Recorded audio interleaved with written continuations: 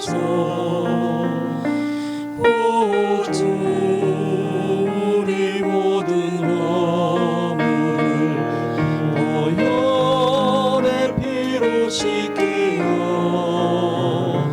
하나님 사랑 안에서 행복을 갖게 하소서. 서로 믿음 안에서 서로 소망 가운데 서로 사랑 안에서 손잡고 가는 길. 오 주 사랑의 종소리가 사랑의 종소리가 이 시간 우리 모두를 감사하게 하여 주소서. 주께 두 손 모아 비나니 그 신은 좀 베푸사. 주가 예비하신 봉사를 항상 있게 하소서. 오 주 우리 맘의 새 빛이 어둠 밝게 하시어 진리의 말씀 안에서 늘 순종하게 하소서. 서로 참아주면서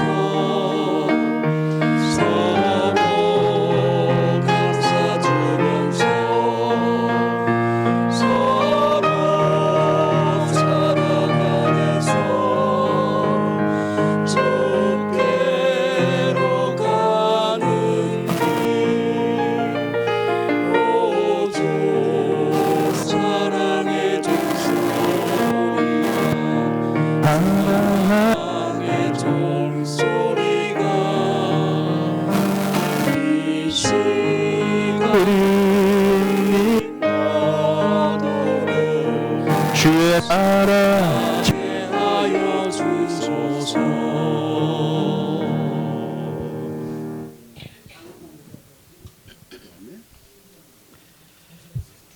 21장 하겠습니다.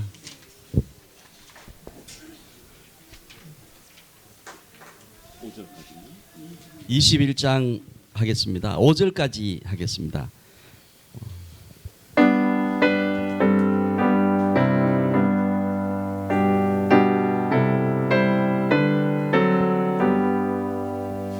주의 놀라운 이 주 앞에 엎드려 나 같은 괴수 구해 돌아오게 했네.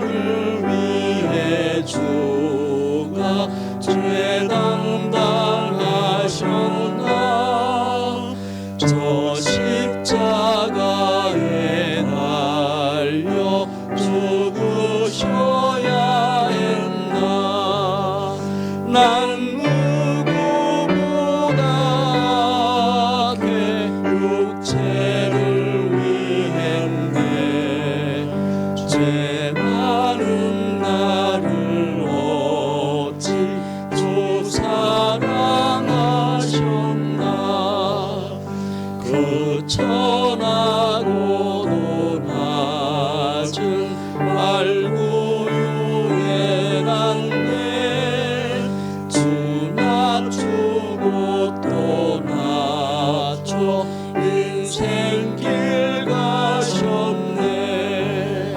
내 어떤 점이 좋아 날 사랑하셨나. 왜 나를 사랑하여 보고케 하셨나. 난 남보다도 나은 고상한 점 없네. 그 무엇이 주오셔 죽으시겠나. 나에겐 주 기쁘게 할 것도 없는데 주 나를 위해 어찌 그 목숨 버렸나. 6절 이하 13절까지는 오후 집회 때 하도록 하겠습니다. 계속해서 88장 하겠습니다. 88장입니다.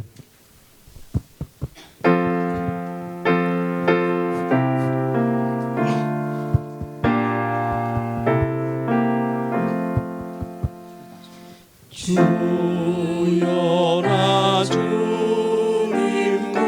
죽은 비밀 나에게 계시하소서. 내 방법 내 힘 사용한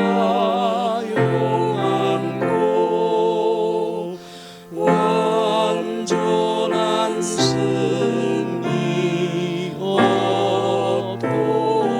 얻도록 내 맘에 빛이 비칠 때 주 십자가는 나의 것. 주님과 죽음 믿으니 세상은 능력 잃게 돼. 나 주와 함께 못 박혀 죄악과 자 이겼네. 내 어찌 이 땅 구하며 세상의 축복 바라리. 나 주와 함께 서 있네. 십자가 죽음의 땅에 나 주와 하나 됐으니 주 생명 걷는 내 것일세. 주 오셔 사탄의 역사 죽음의 세력 멸했네. 나 주와 함께 할 때에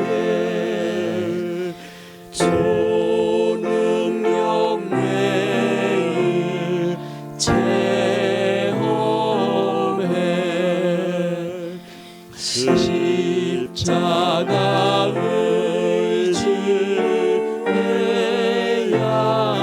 의지해야만 승리를 얻을 수 있네.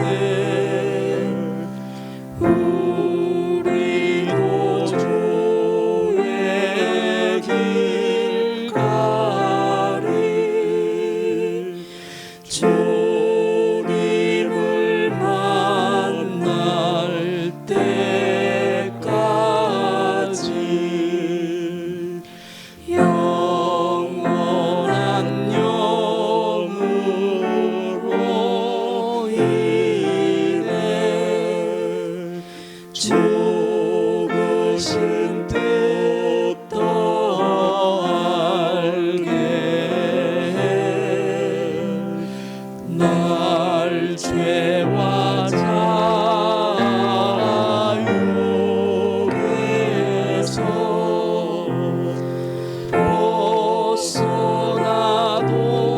벗어나도록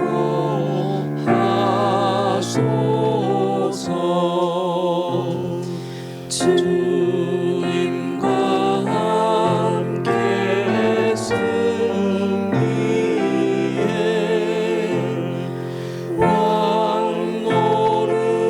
왕노릇하기 원하니 기꺼이 십자가 지고 이 영광 안에 참여해.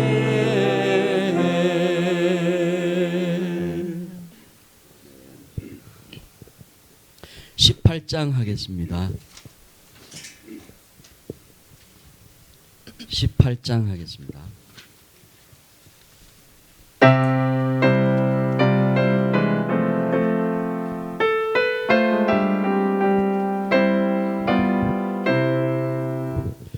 그와 같이 달콤한 예수의 이름 찬양해.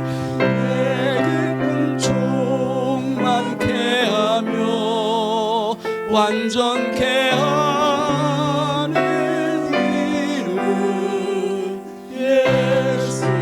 달콤한 이름 예수. 존귀한 이름 예수. 그의 가치를 찬송하리 영원히. 예수의 이름 사랑해. 내 고통 알고 가는 주.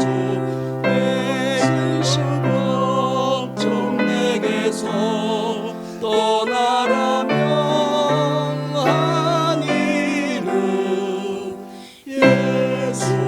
달콤한 이름 예수. 존귀한 이름 예수. 그의 가치를 찬송하리 영원히. 날 배워가는 그 이름 들을 때 기쁨 충만해. 내 모든 눈물 닦으며 위로하는 그 이름 예수. 달콤한 이름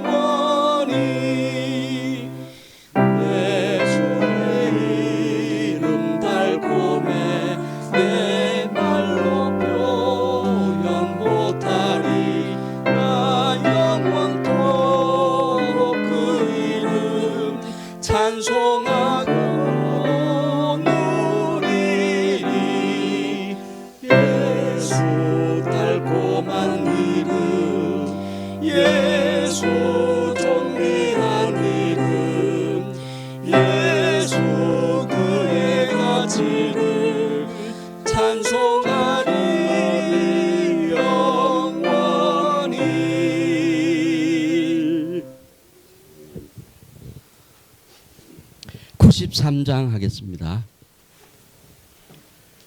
93장 하겠습니다.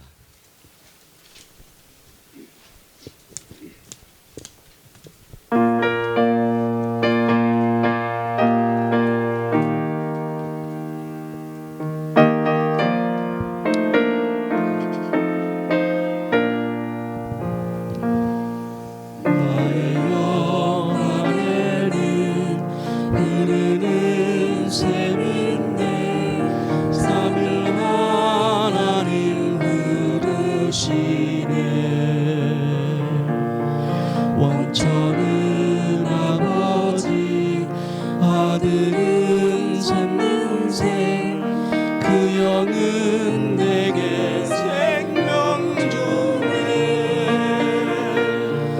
달콤한 이름 사랑하리. 우리 생명을 부인케 해. 주여 더욱 그르소서.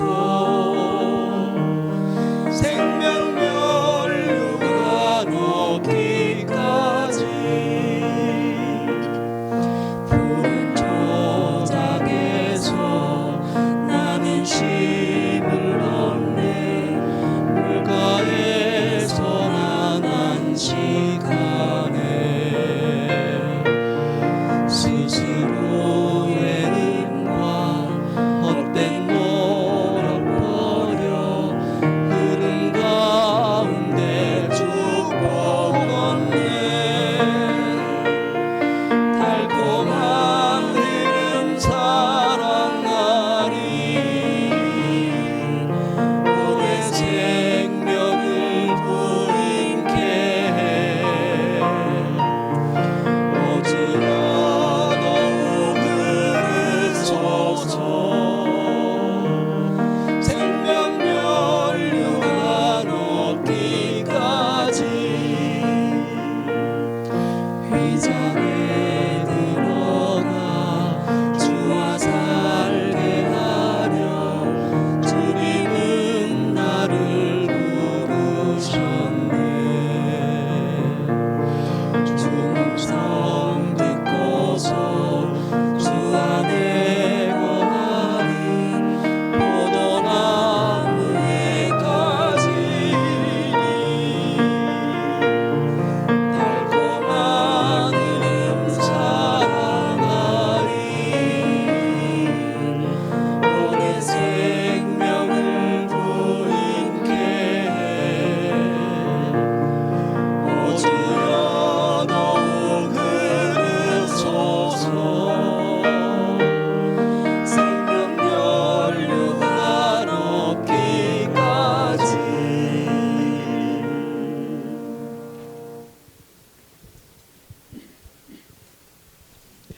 100장 하겠습니다. 100장입니다.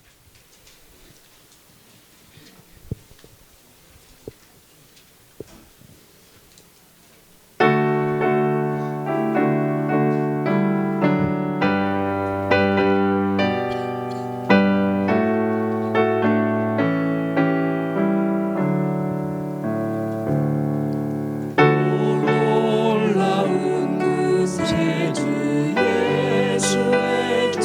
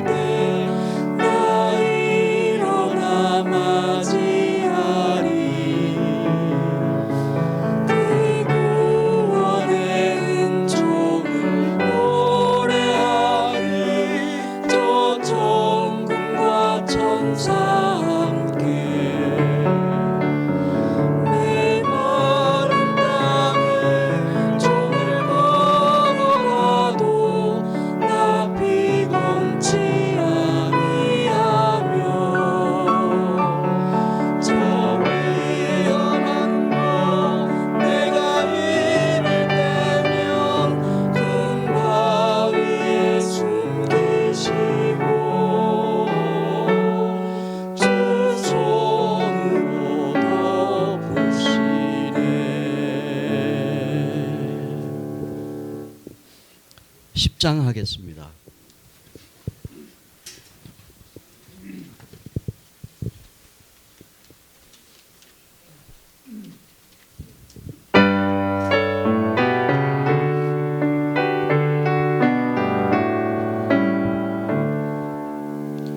사랑의 꽃 예수 나의 마음에 거룩하고 아름답게 비소서.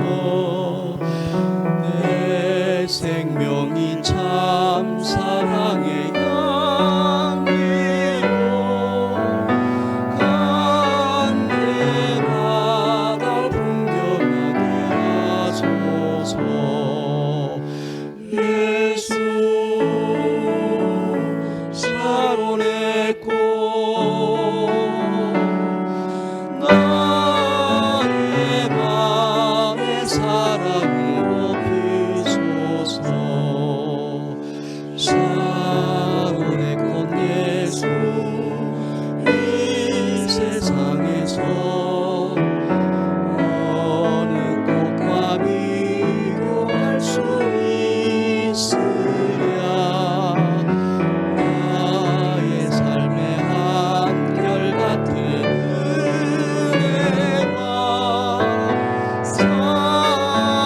사랑으로 가득하게 하소서. 예수 사론의 꽃 나의 맘의 사랑으로 비소서. 사론의 꽃 예수 모든 질병은 한이 없는 능력으로 고치사. 고통하며 근심하는 자에게 크신 힘과 소망 내려주소서. 예수 사론의 꽃 나의 맘의 사랑으로 비소서. 샤론의 꽃 예수 길이 비소서.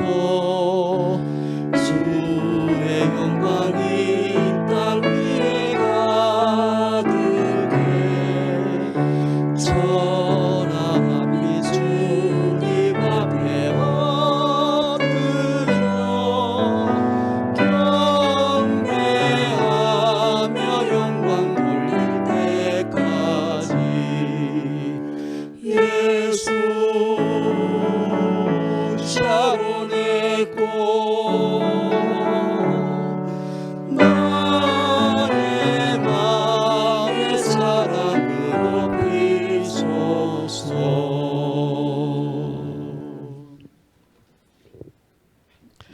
169장입니다. 네, 핸드폰 꺼주시기 바랍니다. 169장입니다.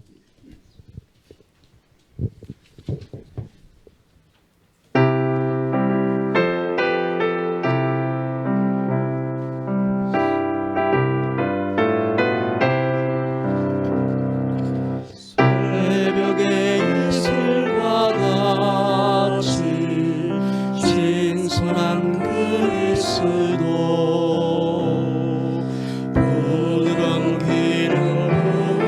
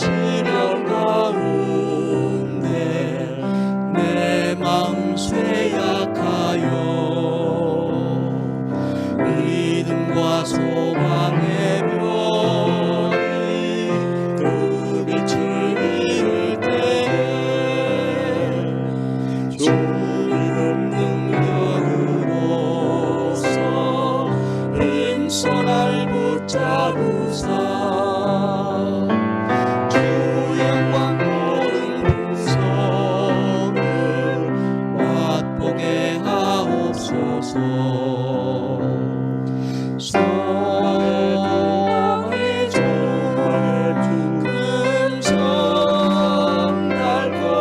달콤하리 주 앞에서 내 마음 즐거워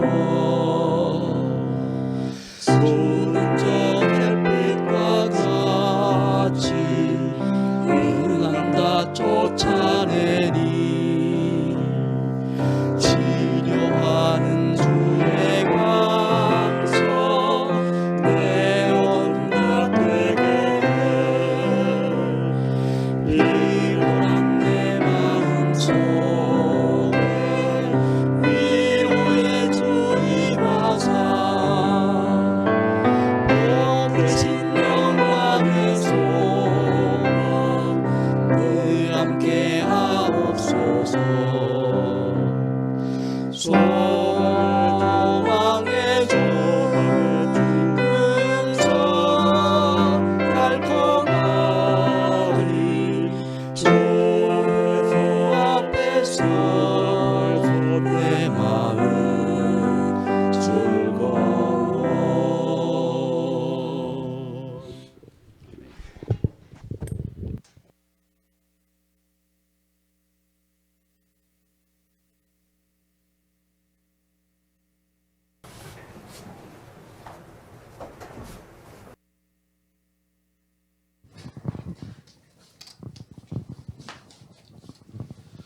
기도하겠습니다.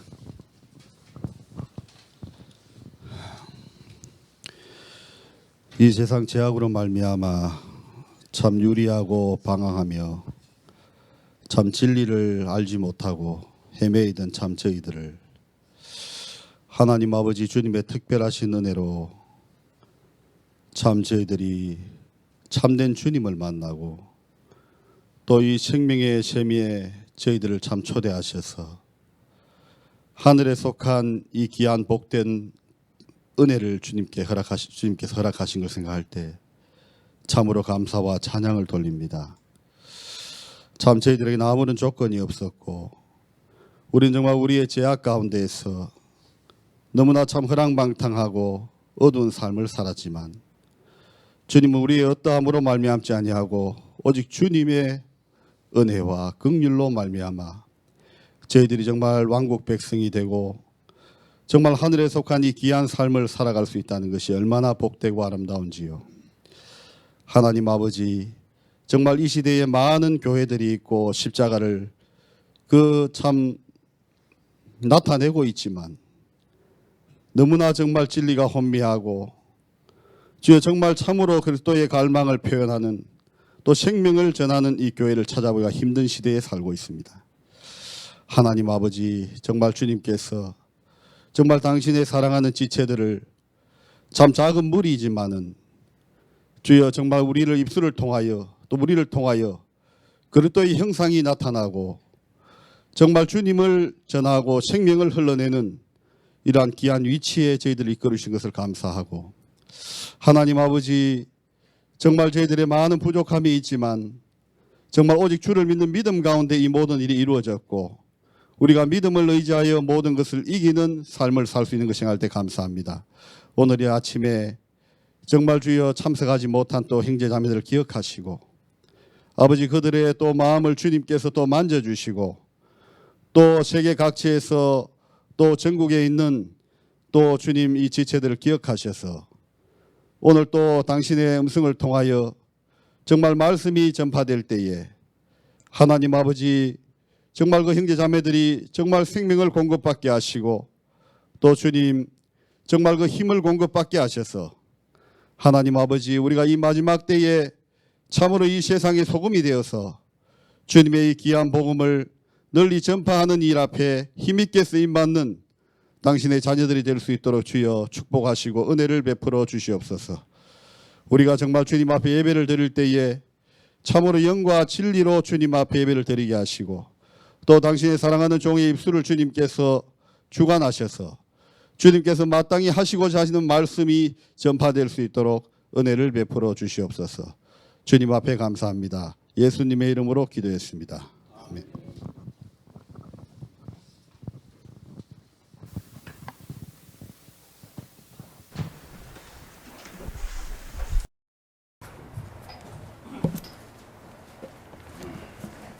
성경 말씀 히브리서 4장입니다.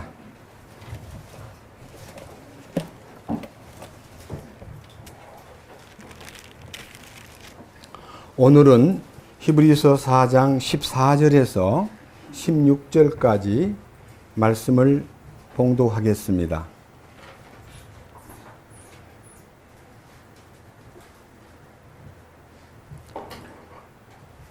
그런즉 우리에게 위대하신 대제사장 곧 하늘들로 들어가신 하나님의 아들 예수님이 계신 줄을 알므로 우리가 우리의 신앙 고백을 굳게 붙들자.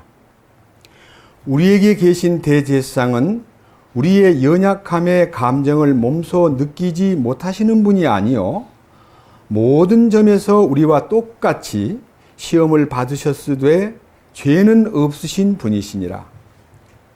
그러므로 우리가 긍휼을 얻고 필요한 때에 도우시는 은혜를 얻기 위해 은혜의 왕자로 담대히 갈 것이니라. 16절 말씀까지 말씀을 봉독했습니다. 잠깐 기도드리겠습니다.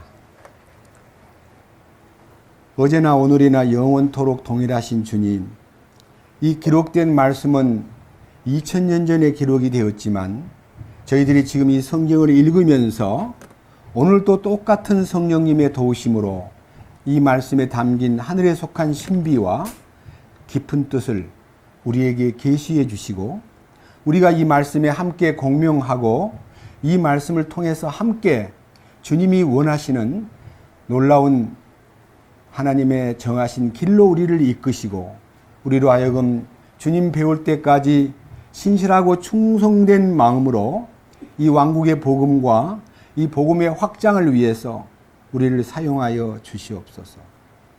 이 말씀을 전할 때 사람에게 맡기지 마시고 주님께서 친히 이 말씀의 능력과 살아계심을 우리 가운데 나타내시고 우리로 하여금 그 놀라우신 말씀의 능력의 실제를 우리가 가득히 소유하고 세상 살아가는 동안에 힘이 되고 놀라우신 주님을 향해서 감격해하고 감사가 넘치고 그리고 다른 우리의 주변에 있는 사람들에게 주님의 영광과 능력과 향기를 나타내는 통로가 되도록 이끄시옵소서. 우리 주 예수 그리스도의 이름으로 기도드렸습니다. 아멘.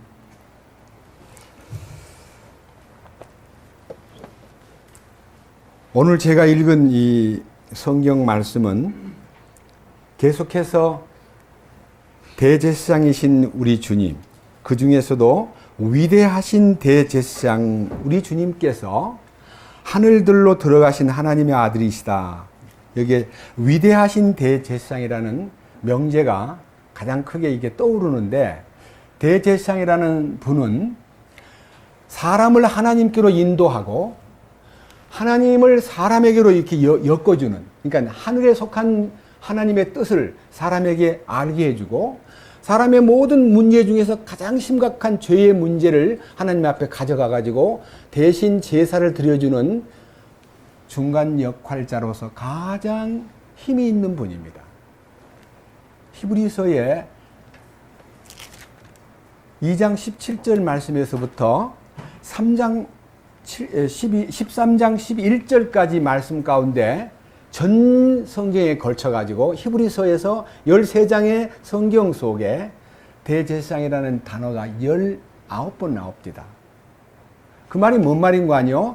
대제사장이신 예수님이 우리에게 얼마만큼 필요하신 분이며 우리를 하나님께로 데려가시는 것과 하나님의 놀라우신 신비에 속한 비밀을 우리에게 가져다 주기 위한 역할을 아론이나 혹은 멜기세덱이나 족보를 따라서 선택된 사도 그 아론을 통해서 전통적으로 지금까지 이어지고 있는 소위 말하는 정해진 선택받은 대제사장의 계열만 아니라 전혀 족보도 없고 시작도 없고 끝도 안 보이는 멜기세덱이라는 분을 통해서 그분이 의의 왕, 평화의 왕, 살렘 왕, 통치권자로서의 겸직이 된 그 대제사장이 아브라함을 축복해 주었고 그분이 바로 예수님이 직접 요한복음 8장에서 아브라함은 나에게 이렇게 하지 않았느니라. 그러니까 유대인들이 네가 50도 안 된 사람이 어떻게 아브라함을 만났느냐라고 물어봤을 때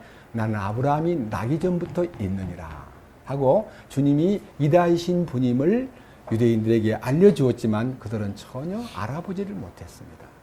근데 오늘은요, 주제가 이 위대하신 대제사장께서 하늘로 들어가셨다는 말씀하고 그 하늘로 들어갔다는 얘기가 우리에게 주는 의미도 아주 깊고 놀랍지만요, 그분은 15절에서 이 대제사장께서는 우리의 연약함의 감정을 모두 느끼신 분이시고 모든 점에서 우리와 똑같이 시험을 받으신 분이시다. 그는 우리 육신을 지니고 오셨기 때문에 뭐 배고프다든지 뭐 잠이 부족하다든지 아니면 피곤하다든지 아니면 바쁘다든지 아니면 여러 가지 많은 유혹과 시험을 받으시면서도 전혀 거기에 밀리지 않고 그런 것을 다 하나님의 능력이고 자신이 하나님이면요 창조주이시기 때문에 제자들 몰래 배고플 때는 뭐 따로 물 만들어 먹을 수도 있고요 얼마든지 그 능력을 나타낼 수가 있음에도 불구하고 인간들하고 똑같은 상황하에 제한을 받으면서 이 인간이 지니고 있는 모든 약점과 모든 어려움을 다 몸으로 겪으시면서 그분에게는 전혀 죄가 없으신 분이시다. 이렇게 말씀하심으로써 우리 주님이 얼마나 위대하신 분이신가, 우리의 죄 문제를 넉넉히 해결해 줄 수 있는 놀라운 분이시구나 하는 것에 대해서 우리 마음을 굉장히 감격스럽게 만듭니다. 특별히요, 이 3장 14절 끝부분에서 우리가 우리의 신앙 고백을 굳게 붙들자 그랬는데 이 신앙 고백이라는 말은 신앙의 대상자이신 예수님을 향해서 우리의 믿음을 그분이 주신 믿음을 굳게 붙잡자는 건데 이 말씀은 전제 내용이요 바로 앞에 히브리서 3장 1절에서 이미 말씀해 주셨습니다. 3장 1절에 그러므로 거룩한 형제들 곧 하늘의 부르심에 참여한 자들아 우리의 신앙 고백의 사도시며 대제사장이신 그리스도 예수님을 깊이 생각하라.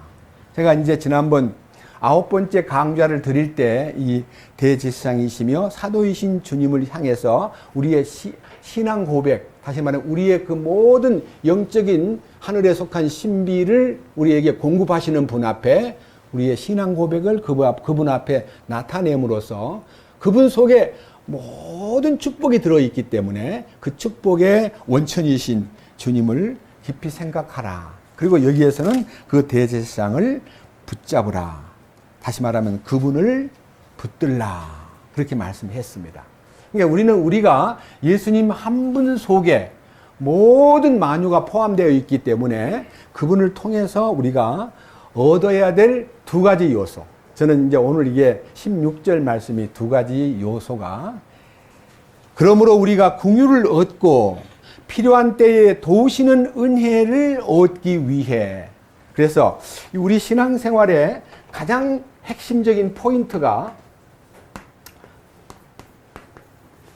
은혜와 긍휼입니다.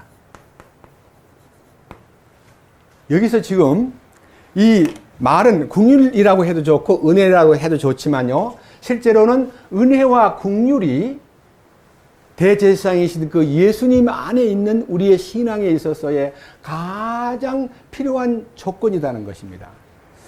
근데 더더군다나 저는요, 이 은혜에 대한 얘기를 포괄적으로 다루는 말씀이 하반절에 그러기 위해서는 은혜의 왕좌로 옛날에는 은혜의 보좌라고 했는데 스론이라는 단어는요 그냥 보좌라 해도 되고 왕좌라 해도 되고 권위 영광스러운 그분의 그 통치권을 얘기하기 때문에 은혜의 보좌 혹은 은혜의 왕좌 앞에 담대히 나가라 그랬는데요 이 은혜의 왕좌에 나타나기 위해서 우리가 그분이 어떤 분인가를 먼저 알아야 됩니다. 하나님이 어떤 분이신가. 그래서 저는 오늘 이 시간 여러분 앞에서 이 은혜의 보좌 앞에 담대히 나아가기 위해서 먼저 그분이 어떤 분이신가 하나님 자신의 실존에 대해서 성경에서 밝히 한번 얘기해 보고 싶습니다.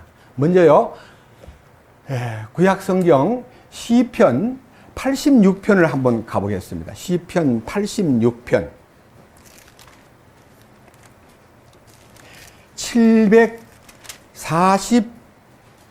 746페이지입니다. 745페이지에서 시작합니다만은요, 제가 11절 말씀부터 읽어보겠습니다. 시편 86편 11절입니다.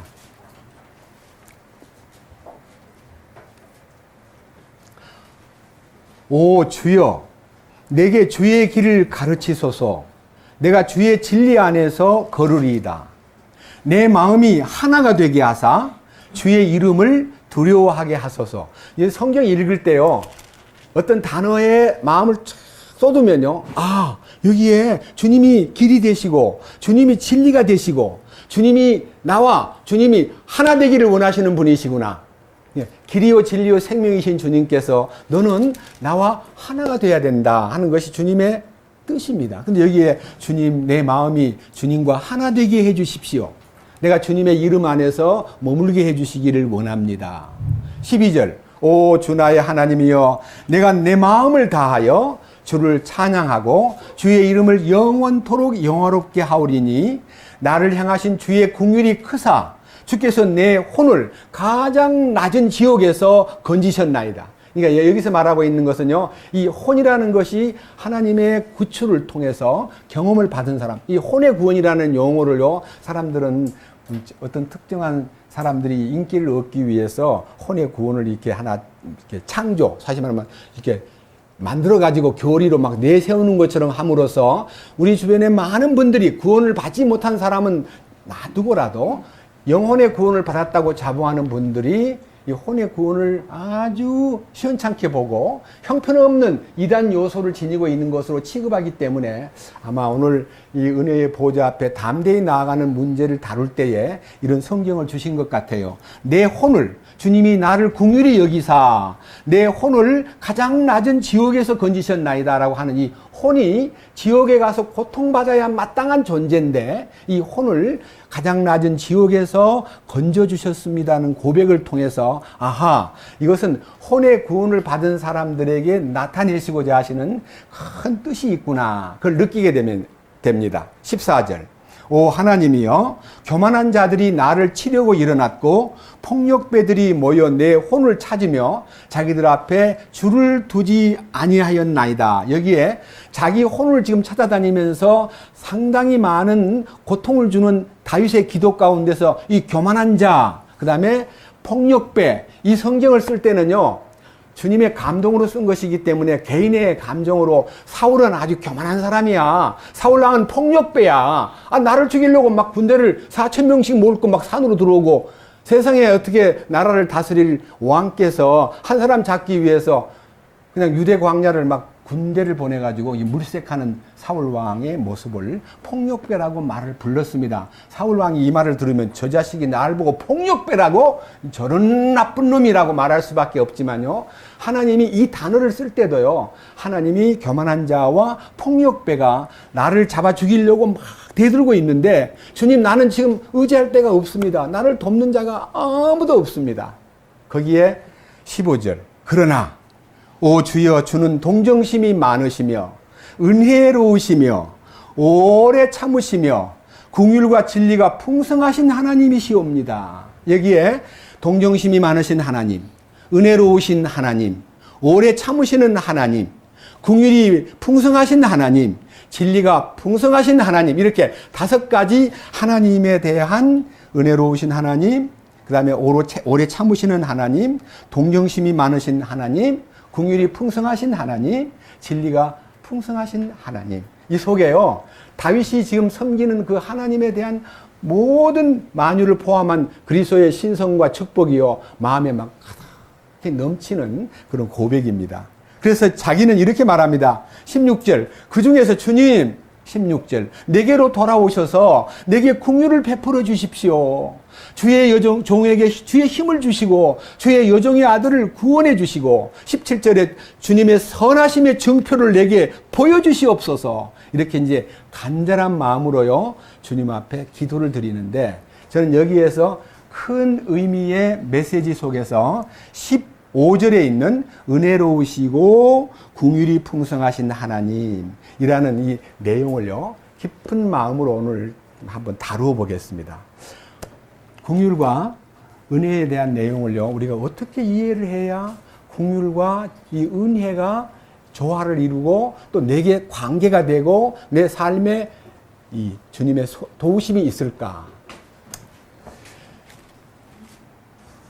한 주일이 넘었는데요, 중국의 그 연길에 계시는 이연범 형제님이 여기저기에 막 친척들 아니면 구원받은 사람으로서 약간 방황하는 사람들 아니면 뭔가 모르게 신앙생활을 희미하게 하는 분들을 초청을 해가지고 한 5명을 모은 거예요. 우리 오늘 주일날, 다음 주일날 모이자. 내가 장소를 준비해 놨으니까 우리 집에서 모이든지 어떤 시간을 한번 가져보자 했더니 모두 다 동의를 해가지고 이제 자기 식구들을 포함해서 한 9명이, 그러니까 아들, 그 집이 아들 이양 형제하고 저쪽 이제 뭡니까, 김혜연 자매를 비롯해서 용정에 있는 자매들하고 같이 모이면 한 8, 9명이 모이게 되는데, 저보고 형제님 그들과 함께 무엇을 가지고 얘기할지 몰라가지고 기도 중에 있는데 서형제님도 기도해 주세요. 그래서 제가 하루 종일 주님 연길에 모이는 첫 번 모임에 주님 어떤 말씀이 그들에게 가장 긴급하고 필요할까요? 하고 기도를 하는데, 새벽에 기도하는 동안에 시편 116편이 쫙 떠오르는 거예요. 그래서 제가 계속 읽어보다가 그걸 메시지를 보냈어요. 그 형제님, 이 메시지를 제가 부탁합니다만은 한 12번 정도만 읽으시면 그 속에 담긴 주님의 뜻이 식구들에게 어떻게 말씀을 진설해야 될 것인가를 알려주는 축복이 있을 것입니다. 그랬더니 그분이 읽고 나서 이 답이 왔는데, 자기는 시편을 여러 번 읽어봤고 또 많이 읽어본 것 같은데 이 시편 116편은 처음 읽어본 것 같은 느낌으로 막 은혜가 다가오는데, 그 은혜에 대해서 제가 아직 표현을 못하겠고요, 너무 감사드립니다 하는 답이 왔어요. 그래서 아마 오늘 그들이 모인 속에 이 시편 116편을 함께 읽으리라고 믿고요, 오늘 여기도 한번 읽어보겠습니다. 시편 116편을 펼치겠습니다. 제가 이제 이 시편 116편에 대한 역사적 배경을 이제 찾아보니까요, 유대인들이 유월절날 부르던 찬송시라고 합니다. 이 시편 116편은 여러 가지로 이 이스라엘 사람들에게 적용이 되지만 특별히 유월절 때 이 시편 116편을 읽음으로써 그들이 주님께 아주 감격해하고 감사하는 그런 찬송시라고 기록되어 있습니다. 자, 1절부터 2절까지는요, 구원받은 사람의 모습, 그러니까 영의 구원을 받고 생활의 변화를 받은 사람이 주께서 내 음성과 내 간구를 들으셨으므로 내가 그분을 사랑하는도다.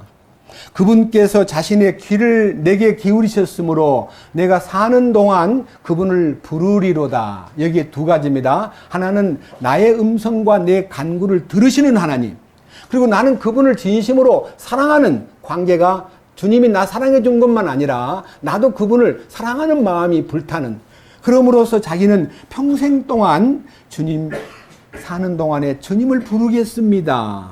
예? 주님을 부르겠습니다 하는 주님 부르는 삶이 시작된 거예요. 성경에는요, 주님을 부르는 삶이 굉장히 행복한 삶이에요. 이게 이제 주님 안에 들어온 사람의 첫 번째 고백입니다. 기도로 통하고 주님께 사랑으로, 받은 사랑을 감사해서 사랑으로 나타내는 이 그분을 향한 사랑이 고백되는 이 시편 116편 1, 2절은요 참 행운합니다. 그런데 3절에 갑자기요, 이상한 흑구름, 검은 구름이 탁 덮었는데 사망의 고통이 나를 에워싸고 지옥의 아픔이 나를 붙들었으므로 내가 고난과 슬픔을 만났도다. 아니, 주님 안에 살고 주님을 사랑하고 주님께 기도드리고 주님 부르는 데 삶이 열려있는 사람한테 무슨 사망의 고통이 찾아오고 지옥의 아픔이 자기를 붙잡고 자기가 고난과 슬픔을 당할 수밖에 없는 위치에 들어갔을까? 이게 무슨 대단한 어려움을 당한 건가?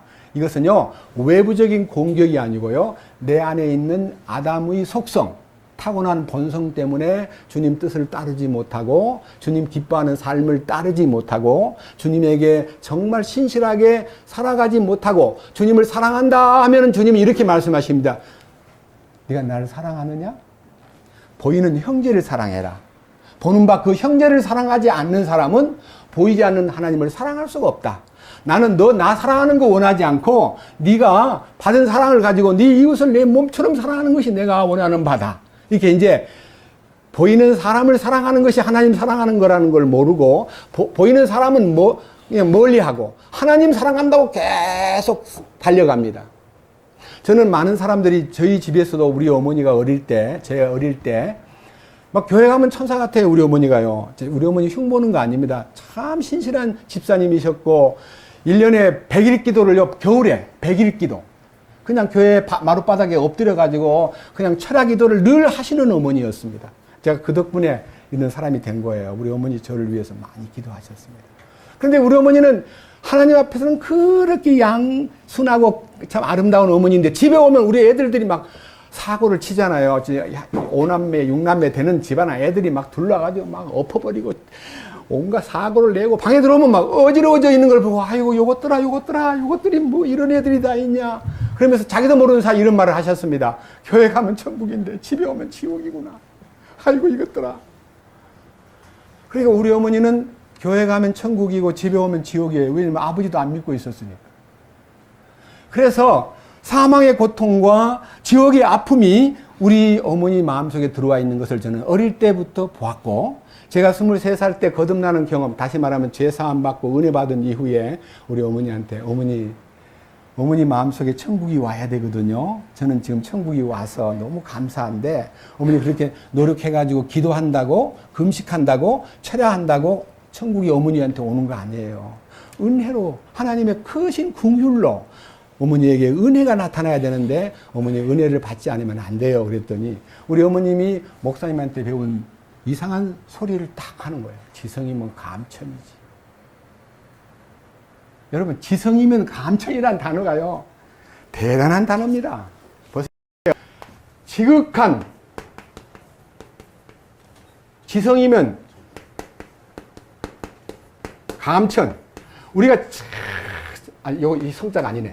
지성, 정성성자네. 지성이면 지극한 정성을 들이면 하늘이 감동을 한다. 지성이면 감천이라고 딱 얘기하는데 제가 어머니, 지성이면 노천입니다. 노천. 하나님이 진노하십니다. 그런 게 어디냐? 목사님이 그러시던데 성경에는 우리가 지성을 다하고 노력하면 하나님이 싫어합니다. 그래서 이제 충돌이 생겼습니다. 어머니가 막 이놈의 자식이 어디서 이상한 소리를 배워가지고 와서 너 나한테다가 가르치려고 그래. 그래서 어머니, 제가 어머니를 가르치라는 게 아니고 어머니의 지성이 감천이란 말은 성경에 없는 얘기고 그것은 하나님이 기뻐하는 거 아닙니다. 예수님 하신 것을 보고 하나님이 감동하시는 것이지 어머니가 한 걸 보고 어떻게 하나님이 감동을 받습니까? 절대로 아닙니다 해가지고 우리 어머니를 울려버렸습니다. 예수 믿은 거 헛것입니다. 찬송하지 마세요. 기도할 자격이 없습니다 하고 막 공격을 했더니요, 우리 어머니가 우울증에 빠져버렸어요. 그래가지고 이제 갑자기 군대에 있던 아들이 집에 휴가 와가지고 어머니를 울려가지고 교회 가서 그냥 어머니는 기도를 하려도 우리 아들이 막 어머니 기도 갔다.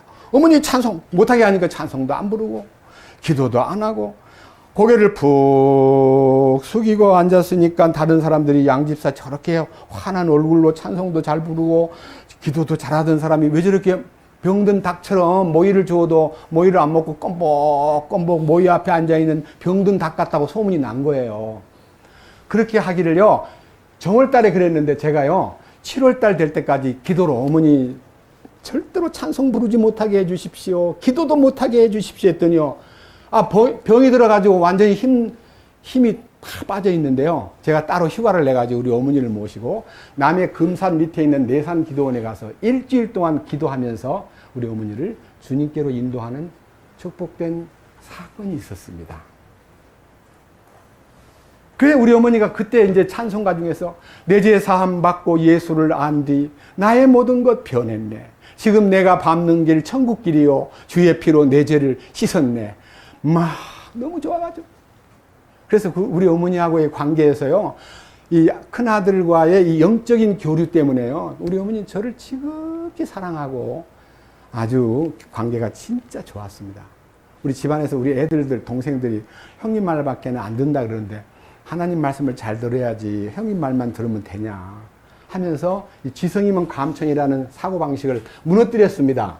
자, 여기서 말하는 은혜와 긍휼이라는 것은요, 우리에게 있어서, 자, 보세요. 3절. 사망의 고통이 나를 에워싸고 지옥의 아픔이 나를 붙들었으므로 내가 고난과 슬픔을 만났다는 것은요, 로마서 7장의 경험입니다. 예수를 믿노라 하면서 이 삶이 변하는 것이 없고 나의 마음이 평화 속에서 전쟁이 끝나야 되고 다툼이 끝나야 되는데 이틀이 멀다고 다툼이 벌어지고 집안이 뒤집어지고 성질이 막 머리 끝까지 올라오고 그러니까요, 지옥을 맛보고 살면서 이 말로 다 못할 사망의 고통과 고난의 슬픔을 느끼는 것이 너무너무 당연한 겁니다. 그래야 됩니다. 이게 와야 됩니다. 구원받았다 그러면서도 그 마음의 변화가 일어나지 아니하면 이런 현상이 일어나는 거예요. 그 다음 보세요. 4절. 그때, 자, 그러니까요, 지옥의 아픔과, 사망의 고통과 슬픔을 다 느끼면서 주님 부르는 거예요. 그 진심으로 주님 이름 부르는 이 두 번째 부름. 아까 2절에서 내가 사는 동안 주의 이름을 부르겠습니다라고 하는 고백은요, 입으로만 불렀던 거고, 여기 중심에서 이제 이 4절에서 혼이 주님을 부르는 거예요. 혼이. 주님 하고 부르면서 뭐 어디로 가냐면요, 주여 주께 간청하옵니다. 내 혼을 건져 주십시오. 혼의 구원을 부르짖는 거예요. 이 건짐을 받는다는 말이요, 셀베이션 혹은 동사로는 saved, 구원시키는 것이 건지는 것이에요. 물에 빠진 사람 건지듯이, 죄 가운데 빠진 사람 건지듯이. 그 다음 어디서 건지냐면 부패의 구덩이에서 건점을 받아야 돼요. 그것이 혼의 구원이에요. 주여 주님 내 혼을 건져 주십시오. 그때 5절, 지금 읽었던 성경이 5절의 대답입니다. 주님은 은혜로우시고 의로우시며 참으로 우리 하나님은 긍휼이 많으시도다. 예, 은혜와 긍휼이 많으신 하나님. 제가요, 하나님의 은혜와 긍휼이라는 것이요, 우리에게 어떻게 나타나느냐에 대한 이 경로를 기도하다가요, 제가 깜짝 놀란 게 있어요. 여러분, 하나님의 긍휼을 샘플로 보여드리겠습니다. 탕자가 돌아왔을 때 아버지가 긍휼을 베풀었어요. 여러분, 긍휼이라는 것은요, 불쌍히 여긴다는 뜻인데, 불쌍히 여기는 마음이 아버지로부터 나타날 때 그는요, 은총을 입어요. 돌아온 탕자가 긍휼을 입은 것이 과거를 묻지도 않고 그 아주 냄새나는 아들, 그 맨발로 그냥 온 아들, 나갈 때는 막 멋지게 하고 나갔는데, 우리말로 말하면 나갈 때는 막 돈을 싸가지고 양복 입고 나갔는데, 돌아올 때 보니까 거지로 막 옷이 다 더러워지고 막 지엽 열매를 먹던 돼지 먹는 것으로 배를 채우려고 했던 것이 얼마나 얼굴이 꾀째째하고요, 맨발로 턱턱 걸어오는 아들을 아버지가 덥석 껴안고 입을 맞추면서 그 아들을 맞이해 준 것이 긍휼이에요. 은혜는 뭡니까? 여봐라, 내 아들이 살아나 돌아왔다. 송아지를 잡아라. 잔치를 베풀어라. 야, 노래를 부르게 하라. 이웃을 불러들이라. 그 다 초청해가지고 이 내 아들은 죽었다가 살아난 아들이고 내가 잃었다가 찾은 아들인데 여러분 같이 기뻐합시다. 그게 은혜예요. 여러분이 혼이요, 방탕한 생활을 하고 죄악 가운데 빠져 있다가 주님 앞에 들어가서 십자가를 향해서 주님, 나는 의가 없는 죄인입니다. 십자가만 제게 능력이 되시옵소서라고 들어올 때 그때 긍휼이 베풀어지는 거예요. 예. 사실은 긍휼이 혼의 구원을 받을 때 나타나는 키예요, 키. 긍휼. 그 다음에 은혜. 은혜는 아버지께서 받을 수 없는, 자격이 없는 자에게 놀라운 은혜와 사랑을 베푸는 것을 하나님의 은혜라 그래요. 받을 수 없는, 자격이 없는 사람에게. 아버지, 제가 왔습니다. 배가 고픈데 송아지 한 마리 잡으셔야 되겠습니다. 그렇게 요구해서 된 거 아니에요. 아버지는 결정을 혼자 다 한 거예요. 그거를 못마땅해 하는 큰아들을 마음속에서 아버지 나는 평생 동안 아버지에게 명령도 의지 않고 열심히 일을 했는데 나와 내 친구들로 즐거워하라고 염소 한 마리도 안 잡아주던 아버지가 창기와 함께 재산을 다 말아먹어버리고 방탕하던 그 아들이 뭐가 예쁘다고 송아지를 잡으셨습니까? 그 말이 아버지의 은혜에 대한 아들의 반감이에요. 예? 그러니까 긍휼과 은혜가요 사실 같이 만나는 거예요. 이 보세요. 긍휼에 대한 얘기가 계속 나오는데요. 뒤에 보세요. 6절 주께서는 단순한 자를 보존하시나니 내가 낮게 되었을 때에 그분께서 나를 도우셨도다. 이 혼의 구원은요 단순한 사람이 돼야 됩니다. 자, 탕자가요 돼지치는 지업 열매를 먹으려고 해도 주는 자가 없다는 것 때문에 안타까워하는데, 야, 우리 아버지 집에는 우리 현대 용어가 아니고 옛날 용어로 얘기하겠습니다. 머슴들도 배 안 고프고 잘 지내는데, 내가 집에 있을 때 보니까 우리 머슴들도 제때 되면 밥 얻어 먹고 일하면 그냥 임금도 주고 아버지가 잘해주던데, 그럼 나는 집에 돌아가가지고 아들로서는 자격이 없어. 나는 이제 망가졌고 내가 나쁜 짓도 많이 했고 아버지한테 정말 매맞아야 마땅한데 나 이거 생명 하나 부지하려면 아버지 집에라 머슴으로라도 취직을 해야 되겠다. 뭔 거예요? 낮아진 거예요. 나 아버지한테 아버지 하지 않고요.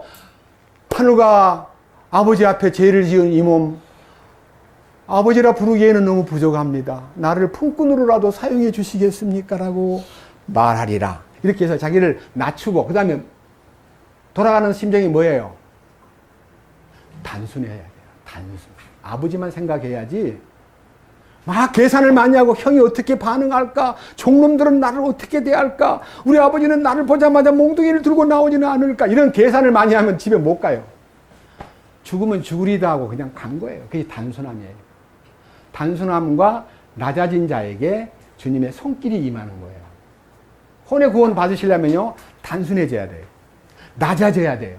그런데요, 혼의 구원 받으라니까 무슨 생각하고 있냐면요, 야, 혼의 구원을 받으면 사람이 살기가 어렵잖아. 먹고 싶은 거 마음대로 못 먹을 거고, 피고 싶은 담배도 마음대로 못 피고 싶을 거고, 놀러 가지도 못할 거고, 세상에 눈치 보고 살고, 내가 무능력한 사람이 안 될까 싶어서 겁을 짠뜩 먹는 사람, 절대로 혼의 구원을 못 받습니다. 단순해지지 않았기 때문에. 자기를 낮추지 않았기 때문에. 그 다음에 단순한 자와 낮춘 자에게 손길이 임하는데, 자, 주께서 6절 주께서는 단순한 자를 보존하시며 내가 낮게 되었을 때 그분께서 나를 도우셨도다. 내 호나 오 내 호나 네 안식으로 돌아갈지어다. 주께서 너를 후대하셨도다. 여기 말하는 이 후대가 긍휼입니다. 긍휼. 후대라는 말은요, 이 후대라는 단어는 두터울 후자입니다. 다 세상에서 맛볼 수 없는 뜨거운 후대. 아주 뜨겁게 대우해주는, 대우받지 못할 아들한테 막 뜨겁게 대우해주니까 아버지가 막 안아주고 입 맞추고, 여봐라, 목욕시키고 옷 갈아입혀라, 신발도 신겨라, 반지도 끼워줘라. 얼마나 후대하셨어요. 그 후대가 이 긍휼을 얻을 때 돌아온 탕자가 받은 아버지의 긍휼. 그 다음에 이제 잔치를 벌려가지고 아버지께서 충만한 은혜를 주시면서 그 속에서 나타난 축복이 3가지입니다. 8절. 주께서 내 혼을 어디에서요?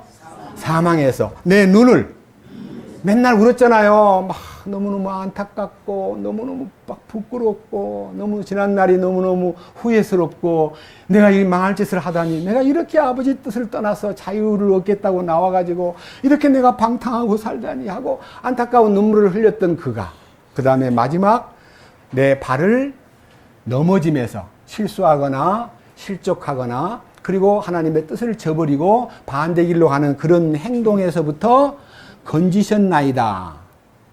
자, 4절에서는 주께 간청하오니 내 혼을 건지소서라고 말했고 6절에는 내가 낮게 되었을 때 그분께서 나를 도우셨도다라고 말했고 7절에서는 내 발을 넘어지면서 건지셨나이다라고 하는 고백이 딱 튀어나오는 거예요. 죽음의 골짜기에서 나온 거예요. 사망의 골짜기에서 박하의 골짜기 눈물의 골짜기에서 그를 끄집어낸 거예요. 그리고 실패하지 않도록 죄짓지 않도록 공급해 주시는 하나님, 이기는 자가 되게 하시는 하나님, 이 능력이 그에게 나타난 것을 고백한 거예요. 그래서 이제 주위를 둘러봅니다. 내가 산자들의 땅에서, 그러니까요, 생명 얻은 주님 안에서 주 앞에서 걸으면서 딱 주님을 바라보는 순간에 내 마음이 딱 정리가 되는 거예요. 사람은 다 거짓말쟁이다. 예. 11절에 황급히 이르기를 모든 사람은 거짓말쟁이라 하였도다. 여러분, 우리가요, 사람들을 불신하라는 말 아닙니다. 사탄은 거짓말장의 아비라고 요한복음 8장에 44절에 나와 있습니다. 사탄은 거짓말장의 아버지입니다. 그리고 거짓말을 막 시킵니다. 그리고 인간을 전부 다 거짓되게 만듭니다. 사탄에게 매인 사람은 전부 다 거짓말쟁이들입니다. 주님에게 딱 서면은 거짓말쟁이가 떠나고 사탄이 떠나면 참말을 하는 거예요.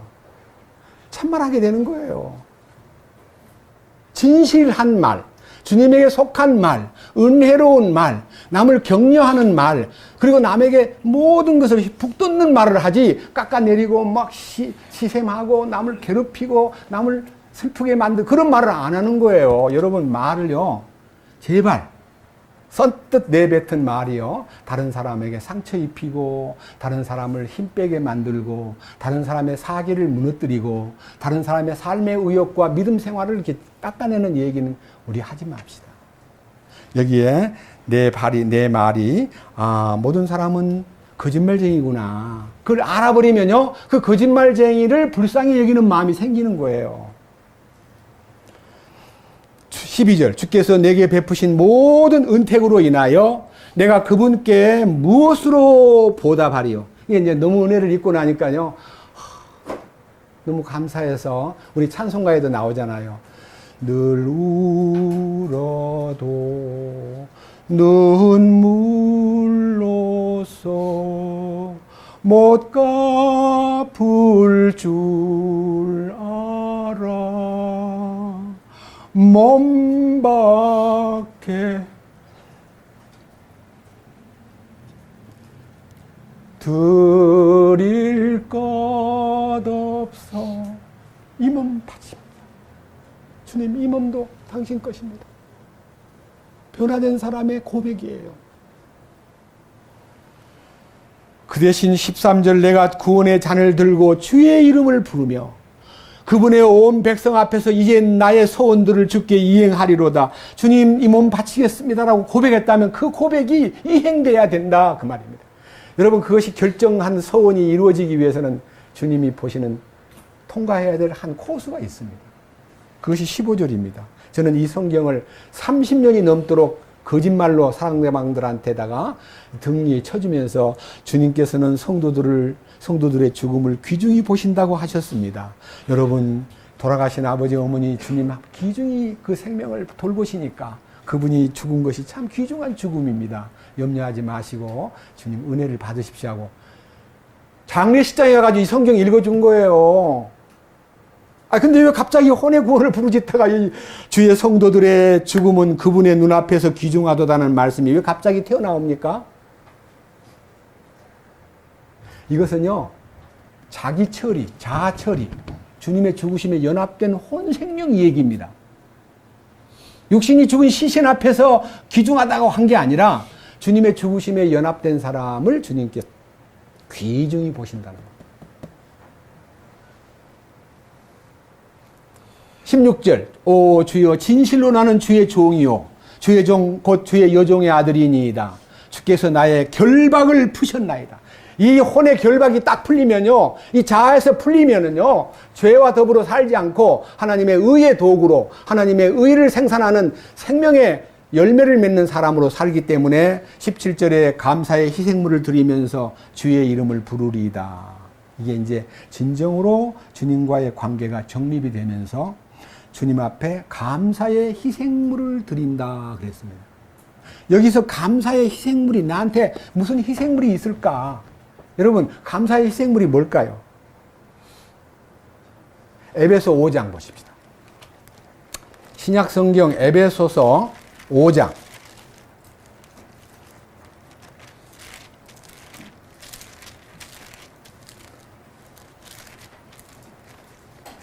신약성경 293페이지 1절입니다.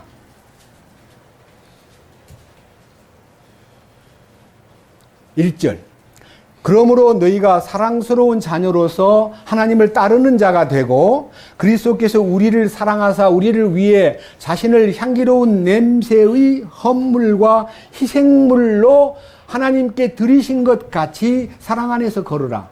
이 희생물은 우리가 아니고 주님이셔요. 네, 주님이 우리 위해서 희생의 제물이 되셨어요. 그 희생의 제물이 건너편에서 주님이 우리 위해서 희생을 치른 그 희생의 제물로만 보여서는 안 되고 그 희생의 제물이신 주님에게 연합이 되면 그 속에서 희생의 제물이 다시 내 속에서 솟구치는데 그것이 감사와 찬양으로 표현되는 거예요. 그러니까요, 우리 자신이 주님 앞에 완전히 그 죽음에 연합이 되고 십자가에 나 위해서 희생하신 그 희생의 죽음 속에 담긴 신비와 연합이 되면은 내 속에서 감사가 넘치고 내 속에서 찬양이 넘치는 삶으로 바꿔지기 때문에 입술의 열매가 희생의 제물이 된다 그랬습니다. 감격스러운 일입니다. 제가 이 성경을 연길에 있는 형제들에게 메시지를 보냈습니다. 그런데 오늘은 여기 계신 여러분과 제가요, 이 희생의 제물에 대한 얘기가 아니라 이 은혜와 긍휼이 나타나기 위한 자리가요, 출애굽기 25장에 이렇게 되어 있습니다. 25장 17절 이하에 거기에요, 하나님의 지성소 안에요 긍휼의 자리가 있다 그랬습니다. 긍휼의 자리. 이 긍휼의 자리는요, 중국어 성경이나 우리 주석에 시, 베풀 시자입니다. 은혜 은자입니다. 자리 자자입니다. 이 자 시트가 멀시 시트라고 되어 있기 때문에 이 자리라는 단어가 자리 자자인데요. 은혜를 베푸는 자리. 다시 말하면 긍휼의 자리는요, 지성소에 하나님의 언약궤의 뚜껑에 금으로 만들어져 가지고 그 위에 천사가 2명 마주 얼굴을 대하고 있는데 그 얼굴 마주대는 눈이 긍휼의 자리를 보고 있습니다. 그 긍휼의 자리는 하나님과 우리가 만나는 장소입니다. 탕자가 돌아와서 아버지와 만나는 장소가 긍휼의 자리였듯이 우리가 진정으로 주님을 만날 수 있는 자리는 긍휼의 자리입니다. 자, 출애굽기 25장 성경을 보겠습니다. 자주 봤지만요, 오늘 한번 다시 우리에게 각인시키는 의미에서 출애굽기 25장은 105페이지입니다.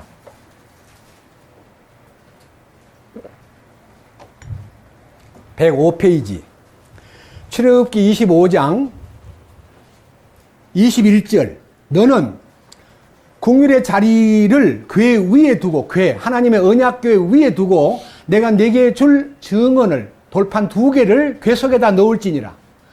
거기서 내가 너하고 만나고 긍휼의 자리 위 곧 증언궤 위에 있는 두 그룹 사이에서 너와 대화를 하되 내가 이스라엘 자손을 위해 네게 명령으로 줄 모든 것에 관하여 대화하리라. 그러니까요, 만남과 대화가 이루어지는 자리가 긍휼의 자리입니다.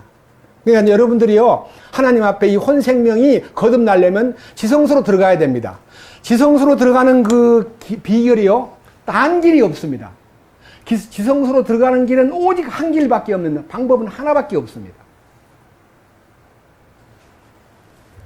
여기에 대한 얘기가요, 지성소를 어떻게 들어가냐, 우리가 대지상에만 들어가는데 나는 대지상도 아닌데 어떻게 그 자리를 들어간단 말이냐 하는데, 이 들어갈 수 없는 자리에 대한 이 법이 예수님이 오심으로써 그 지성소에 들어갈 길이 딱 열려버린 거예요. 자, 아까 읽었던 성경 히브리서 4장 다시 봅니다. 히브리서 4장 뭐라고 되어 있습니까?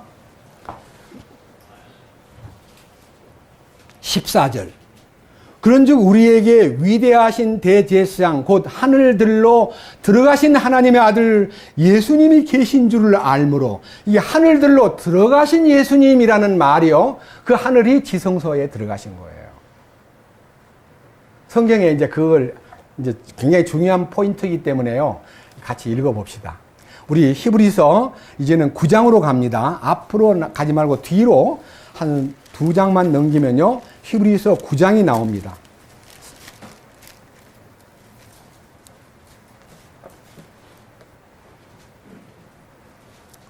히브리서 9장 5절입니다. 이 궤 위에는 아까 읽었던 그대로입니다. 궁율의 자리를 덮는 영광의 그룹들이 있었는데 하고, 이 궁율의 자리가 바로 하나님의 언약의 돌판을 넣은 궤 위에 있다 그랬습니다. 그 다음에 7절. 둘째 성막, 이거 지성소입니다. 둘째 성막에는 대제사장이 홀로 해마다 한 번, 1년에 한 번만 들어갑니다. 그래서 들어갈 때 자기와 백성의 잘못으로 인해 자기가 드리는 피 없이는 들어가지 아니하였으니, 그러니까요, 대제사장도 들어가려고 그러면 자기 문제를 해결하고 백성들의 죄를 가지고 그 피를 가지고 들어가서 그 지성소에서 이 피를 뿌리는데, 그 지성소에 1년에 한 번밖에 못 들어가는 그 대제사장만 들어가는 그 장소가 밑에 보십시오. 8절. 이로써 성령님께서 표적으로 보여주신 것은 첫째 성막이 아직 서 있는 동안에는 지성소로 들어가는 길이 아직 드러나지 아니하였다는 것이라. 그러니까요, 손으로 만든 회막, 솔로몬의 성전, 그 지성소에는 사람이라고는 접근 금지고요, 만약 들어가면 죽여버립니다. 그 아무나 들어가면 안 돼요. 너무 인간이 더럽기 때문에 그 지극히 거룩한 장소에 아무나 못 들어가고 길이 안 열려 있어요. 그런데 어느 날 우리 주님이 이 땅에 오셨어요. 자, 보세요. 9장 9절. 이 성막은, 그러니까요, 지성소가 있는 성막에 대한 얘기는 현재 곧 이때까지의 모형이므로 그 안에서 예물을 드리고 희생물을 드렸어도 그것들이 양심에 관한 한 섬긴 자를 완전하게 하지 못하였으며, 이 성막은 단지 먹는 것과 마시는 것과 여러 가지 씻는 것과 육신에 속한 규례들로만 유지되어 개혁하는 날까지 그들에게 부과되었느니라. 다시 말하면요, 구약의 모든 성막의 비밀, 지성소의 비밀, 성전 안에 있는 지성소의 비밀은요, 예수님이 오실 때까지 일종의 모형으로 존재해 왔다. 그런데 어느 날 예수님이 오셨습니다. 자, 보세요. 11절. 그러나 그리스도께서는 다가올 좋은 일의 대제사장으로 오시되 손으로 만들지 아니한 성막 곧 이 건물에 속하지 아니한 더 크고 완전한 성막을 통해 오셔서, 그러니까 주님은 아론이 대제사장으로서 전통을 이어왔던 그 성전 안으로 주님이 들어갈 생각을 안 하고, 왜? 그분은 사람들이 볼 때 대제사장이 아니거든요. 그래서 그분이 그 형상으로 나타났던 그 모든 구약 시대의 모든 이미지를 자신의 몸에다가 지니고 십자가를 지시고 하늘의 보좌 앞으로, 하늘의 은혜의 왕좌 앞으로, 은혜의 왕좌 앞으로 나가신 거예요. 하늘로 들어가신 거예요. 자, 보세요. 12절. 염소와 송아지의 피가 아니라 자기 피를 힘입어 단 한 번 거룩한 곳에 들어가서, 이 거룩한 곳이 지성소입니다. 여기 이 거룩한 곳이라는 단어가요, 하기온, 지성소라는 뜻입니다. 거룩한 곳에 들어가서 우리를 위하여 영원한 구속을 얻으셨느니라. 우리를 위하여 하나님께 대가를 지불하고요, 이 인류를 영원히 완전하게 만드는 구속을 얻으셨느니라. 24절. 자, 보세요. 그리스도께서는 손으로 만든 거룩한 처소들, 곧 참된 것의 모형들 안으로 들어가지 아니하시고, 뭐라 그랬어요? 하늘 그 자체 안으로 들어가서 이제 우리를 위하여 하나님 앞에 나타나시느니라. 그러니까요, 우리 주님이 그 지성소 안에 자기를 나타내 보이신 것은요, 우리를 데려가려고 가신 거예요. 근데 가실 때 예수님 머리만 갔습니까? 몸도 같이 갔습니까? 그때 우리도 같이 간 거예요. 이 몸도. 예수님 몸이 우리잖아요. 에베소 5장에 예수님은 머리고 우리는 몸이잖아요. 몸은 교회잖아요. 주님이 그때 이미 들어가실 때 같이 들어갔다는 것을 보여주기 위해서 이 우리 보고 하는 말이, 너들 지성소에 들어가는 거 겁내지 마. 내가 다 휘장을 열어놨어. 그냥 담대하게 들어가란 말이야. 하고 우리를 구원하시는 성경이 히브리서 10장 19절입니다. 자, 보십시다. 한 장 넘기세요. 19절. 히브리서 10장 19절. 그러므로 형제들아, 우리가 예수님의 피를 힘입어 새롭고 살아있는 길, 그 길이 지성소인데 그 지성소에 들어갈 뭘 얻었다고요? 와, 그러면 돼요, 안 돼요? 담대하게, 네가 대제사장이야? 아니야, 우리 주님이 대제사장이야. 너는 뭐야? 나는 그분의 몸에 붙은 지체야. 나는 그분의 신부 될 사람이야. 그래서 나는 담대하게 들어가는 거예요. 이게요, 지성소로 초대하시는 하나님이 우리를 향하신 결정입니다. 제가 이 결정을요, 믿는 사람들이 이걸 모르기 때문에 갖고 있는 많은 허우적거림, 에베소 2장으로 갑니다. 자, 자, 에베소 2장. 앞으로 가가지고요. 에베소서 2장은요. 290페이지인데요.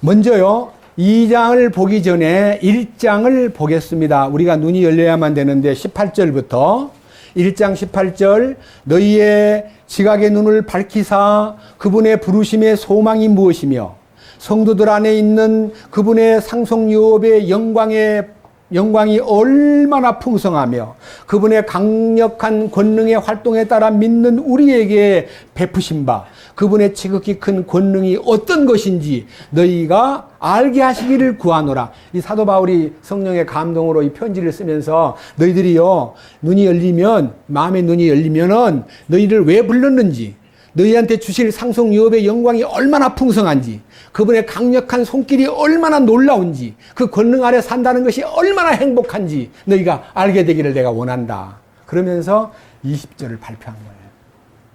20절이 뭡니까? 그분께서 그리스도를 죽은 자들로부터 살리시고 우리 주님 죽었다가 부활하신 거예요. 그 다음에 어디로 갔어요?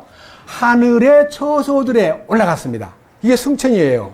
주님이 하늘로 올라가신 거예요. 올라가서 자신의 오른편에 앉았어요. 하나님 우편에 앉으셨어요. 그가 하늘로 올라가서 하나님 우편에 앉은 것이 나와 무슨 관계가 있다는 겁니까?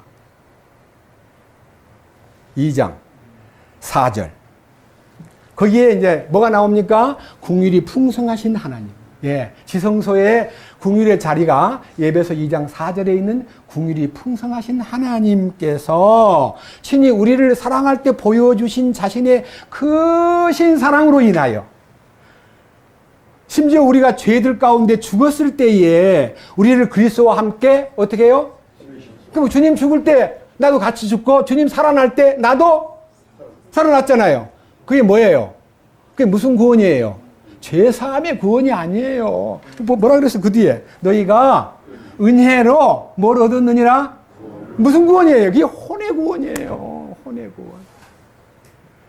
국률의 자리에서 그분과의 만남의 장소는 지성소의 경험인데 죄사함 받는 경험은 지성소 경험이 아니에요. 번제단 앞에서 여러분 철로역정에서 안 봤어요? 막 죄짐을 지고 막 괴롭게 올라왔던 기독도가요. 천성 그 거룩한 집 앞에 들어가서 문을 딱 통과하는 순간에 죄짐이 떨어지면서 떼굴딱 굴러가 버리고 딱 들어가 보니까 번제단이 있고 물두멍이 있어요. 감사합니다. 나는 이제 천성을 향하여 떠났습니다. 나는 나그네 길로 이제는 주님을 향하여 가고 있습니다. 그래서 그 다음에 지성소를 경험하기까지 얼마나 많은 천신만고의 고통이 있습니까? 철로역정 보신 분은 아실 텐데 지성소의 경험은요 혼의 구원을 받을 때 일어나는 사건입니다. 그 혼의 구원이 뭐냐? 그 혼의 구원을 받을 때요 그분의 죽음에 함께하고 그분의 부활에 함께했을 때 그 부활 생명이 나타나가지고 나의 눈을 번쩍 열어주시는 것이 여기 놀라운 얘기입니다. 6절 뭐라 그랬습니까? 6절 또 함께 일으키사 이거는 부활이에요. 그 다음에 그리스도 예수님 안에서 우리를 어떻게 해요? 하늘의 처소들 승천의 자리에 어떻게 한다고요? 함께 앉히셨으니 앉히실 것이니 그래야 되는데 앉히셨대? 어머 나를 그곳에까지 데려갔다고? 이유는 7절 이유는 이것은 하는 말은요 왜냐하면 그 말이에요. 그분께서 그리스도 예수님을 통해 우리에게 베푸신 친절 속에 담긴 자신의 은혜의 지극히 풍성함을 보세요. 국유를 얻고 나니까 그 은혜의 지극히 풍성함을 어떻게 하라 그랬어요? 오는 여러 세대에 세상에 끝날 때까지 이걸 전하라 선포하라 이게 모든 사람들에게 보여주라. 우리가 보여줘야 되잖아요. 어디까지 보여줘야 돼요? 예수 죽음 내 죽음 예수 부활 내 부활로만 끝나지 말고 예수 승천 내 승천. 여러분 승천의 자리에 올라간 거예요. 실감이 안 나네. 성경에는 그래도 뭐가 따끔해지거나 이 말씀 읽을 때 막 가슴이 화끈해지거나 막 눈물이 쏟아지거나 그래야 될 텐데 이렇게 놀라운 은혜를 듣고도 그냥 내가 맹숭맹숭한 거 보니까 아닌 것 같아. 왜 성경 따로 자기 따로입니까? 왜 말씀 따로 자기 따로입니까? 와 놀라우신 사실이구나. 어머나 그뿐이 아니에요. 이 하늘의 왕좌, 이게 왕좌예요. 예수님이 왕좌에 앉으신 거예요. 근데 오늘날 많은 기독교인들은 예수님이 언제 왕으로 오냐면 재림할 때 왕으로 온다는 거예요. 그때 왕으로, 만왕의 왕으로 온다는 거 다 알아요. 그때 그분을 왕으로 맞이하면 늦습니다. 지금 그분의 왕좌가 내 안에 설치되고 그분이 내 안에 왕좌리에 그분이 나의 심령에 왕으로 좌정하셔야만 통치를 받아야만 그분의 왕권 앞에 무릎을 꿇어야만 신앙생활을 제대로 하는 거예요. 지금 속에 자기가 왕자가 돼가지고 자기가 왕이 돼가지고 마음대로 하는 사람 하고 싶은 거 다 하고 말하고 싶은 거 말, 가고 싶을 때 가고 뭐 놀고 싶을 때 놀고 그건 뭐예요? 자기가 왕이잖아요. 근데 왕이 안에 계시면 물어봐야 될 거 아니에요. 왕이시여 제가 놀러 가도 되겠습니까? 여러분 제가 여러 번 얘기했습니다. 어떤 회사에 사장님이 계시는데 운전사가 있어요. 근데 오늘 사장님 계획에는 12시에 회의가 있다고 점심도 못 먹고 가야 될 곳이 있어서 딱 스케줄 정해놨는데 갑자기 보니까 운전사가 없어졌어요. 얘들아 운전사 어디 갔니? 아 수소문해 보니까 집에 갔대요. 차를 몰고. 왜 갔냐고 전화를 해보니까 집에 바쁜 일이 있어서 왔대요. 자 그렇게 해서 운전사가 사장님한테 허락도 안 받고 운전 차 가지고 돌아다니면 나중에 계속 써요 안 써요? 저거 충실치 못하구나. 저거 공사도 구분 못하는구나. 그래서 어디? 목을 잘라버립니다. 우리도요, 적은 운전사가 주인에게 물어보지도 않고 차 몰고 나간 걸 가지고 목을 잘린다면요, 우리가 주님 앞에 어떻게 살아야 주님 우리를 기쁘게 보실까? 이거요, 매 순간마다 여쭈어야 돼요. 저는요, 이런 문제에 대해서 이 성경에서 특별히 이 에베소서를 중심해 가지고 주님이 우리에게 보여준 너무 놀라운 신비가 있기 때문에 이 은혜의 신비를 함께 나누기 위해서 깊이 기도를 했었습니다. 여기 특별히요, 에베소 2장에 한번 보세요. 자, 에베소 이제는요, 3장을 보겠습니다. 3장에 뭐라고 나와 있는 거 아니요? 3장 2절. 너희를 위해 내게 주신 하나님의 은혜의 경륜을 너희가 들었으리라. 여기에 은혜의 경륜이라는 단어가 나옵니다. 은혜의 경륜.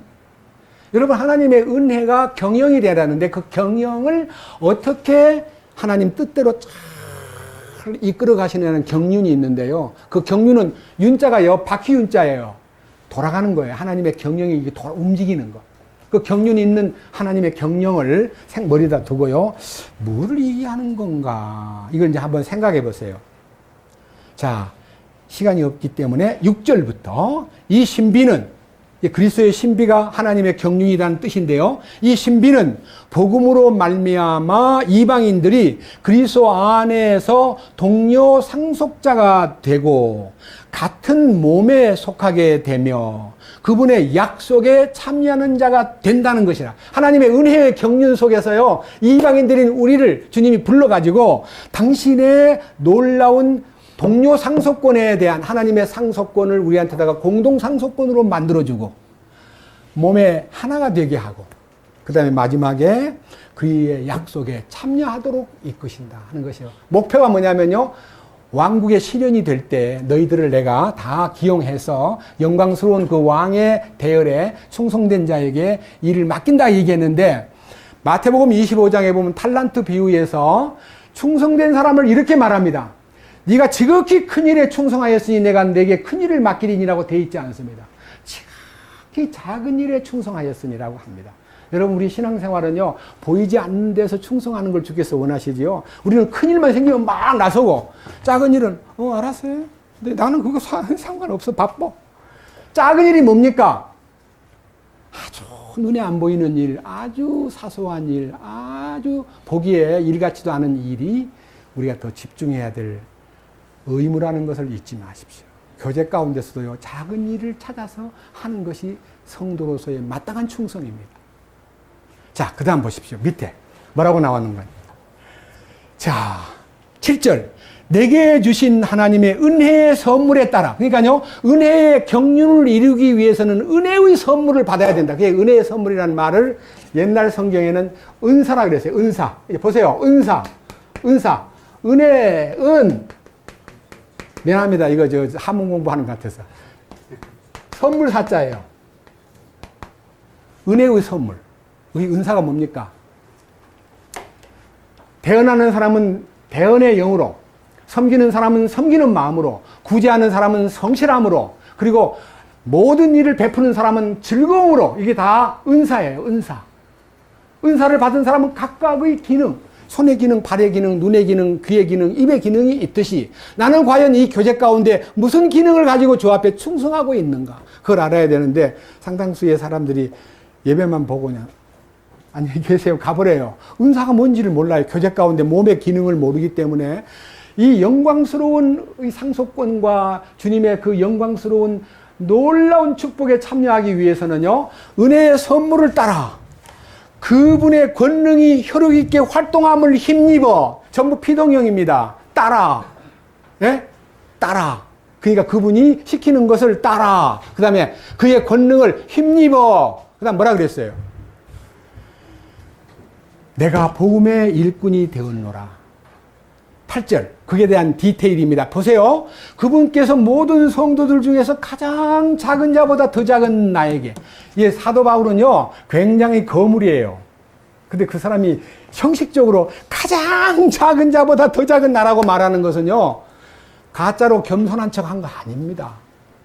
참으로 주님의 은혜 가운데 사는 사람은요, 자기를 가장 낮은 자리로 내려가는 것이 보편적 신앙의 고백입니다. 설교하는 사람이 높은 사람 아닙니다. 가장 작은 자보다 더 작은 나에게. 뭐라 그랬어요? 이 은혜를 주신 것은, 이 은혜가 뭐예요? 아까 말한 은혜의 경륜과 그 다음에 은혜의 선물과 그 은혜를 따라서 헤아릴 수 없는 그리스도의 부요를 어떻게 해요? 사람들에게 선포하라고 주신 9절에 하나님 안에 감추어져 온 신비에 관한 것이 무엇인지 알게 해주시고, 10절에서 그 목적에 의해서 교회를 사용하여 하늘의 처소들에 있는 정사들과 권세 권능들에게 하나님의 각가지 지혜를 알게 하려 하심이라. 이 하늘의 처소가 뭐냐면요, 주님이 통치권을 허락했기 때문에 거기에서 너희들이 역할할 역할을 위해서 많은 통치권의 지혜를 공급한다는 약속입니다. 그 안에 있어야 통치권을 받죠. 요셉이 꿈을 꿨고 그 꿈을 안고 뭐 팔려가든 노예가 되든 억울하게 누명을 쓰든 감옥에 들어가든, 감옥에서도 충성하니까 감옥장이, 그 감옥에 있는 감옥 소장이 그 방장 만들잖아요. 아이고, 30살도 안 된 젊은이가요, 감옥에 들어왔는데 나이 많은 사람들 앞에서 네가 방장을 맡아라. 방장이 뭔지 알아요? 감옥에 가본 사람 방장이 굉장히 힘이 있어요. 저 방장 얘기를 들은 적이 있거든요. 요셉이는 방장했습니다. 그 감옥소에서. 그리고 절망에 떨고 있는 빵 굽는 관원과 술 맡은 관원의 꿈을 풀어줌으로써 그들이 한 사람은 처형당하고 한 사람은 복직을 해가지고 나중에 그 한 사람에 의해서 이 요셉이 왕 앞에 꿈을 풀기 위해서 불려가가지고 거기에서 왕이 세상에서 이런 사람 어디서 만날 수 있을까?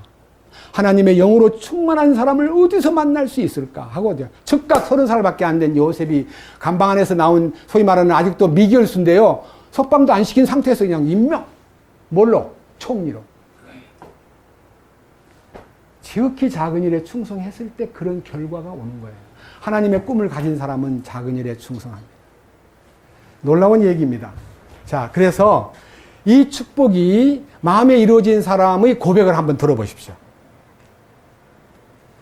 신약성경 고린도전서 15장으로 가면요, 조금 앞으로 넘겨가지고 263페이지입니다.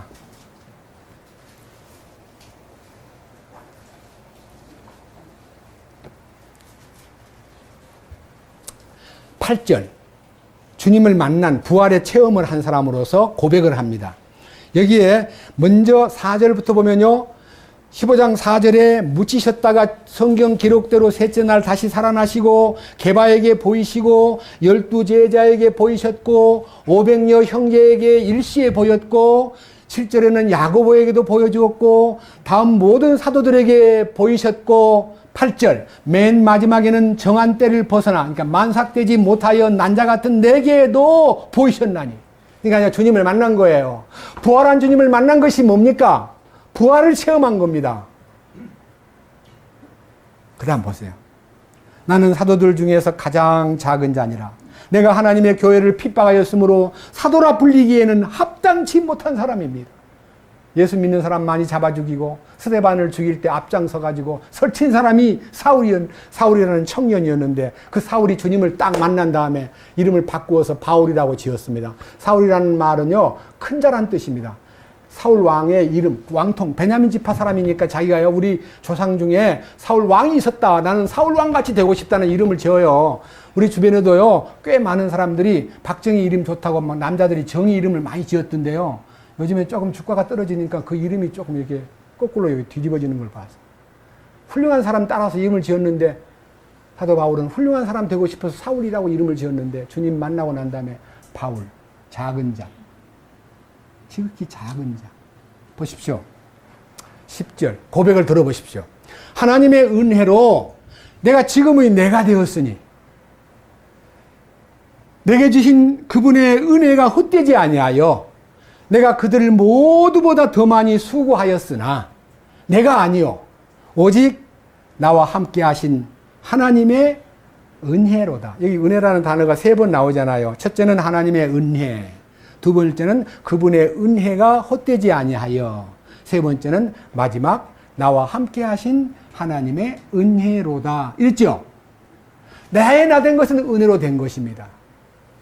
그래서 우리가요, 하나님의 은혜 가운데서 산다는 것이 얼마나 놀랍고도 신비한 일인가를 우리가 느낀다면요, 우리는 이 성경에 나와 있는 하나님의 은혜를 이제 머릿속에 딱 간직하고, 이 긍휼과 이 은혜가 지성소를 통해서 공급된다는 것을 잊지 마시고, 이제 주님의 보좌가 이 왕자 앞에 나가기 위해서, 이 은혜의 왕자 앞에 나가기 위해서 가보니까 어디로 가느냐 하면요, 계시록 4장, 요한계시록 22장에 가보면요, 그 왕좌가 이름이 딱 바뀝니다. 한번 보세요. 요한계시록 4장. 이름이 바뀌어요.